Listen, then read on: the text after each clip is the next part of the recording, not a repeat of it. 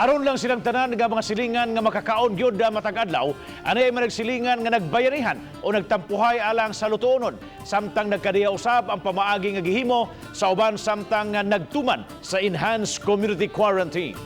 Ang report ni Fee Marie Dumabok.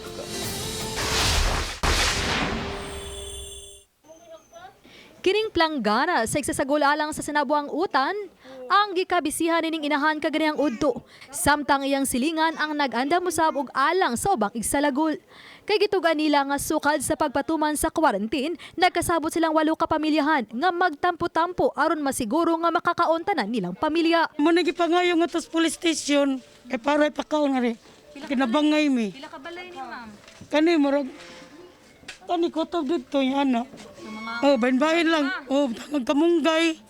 Sabakag bodblinaw. Nagamot-amot rami para taon mi makasave-save para kuan ang among isig ka silingan, makakaon sa din taon kinsa tong magdag kanon, so mag-share rami.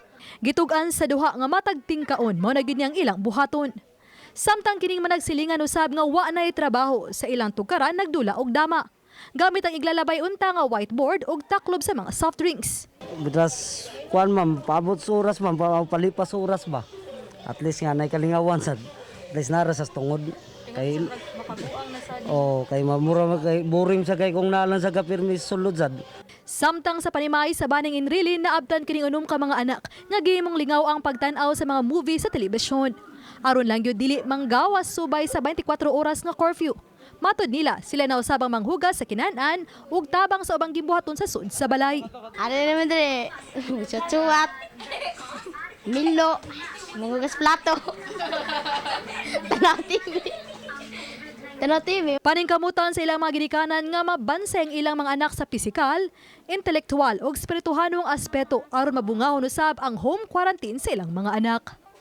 Uban ni Cleofer Lumayag, ako si Fee Marie Dumabok, Balitang Bisdak.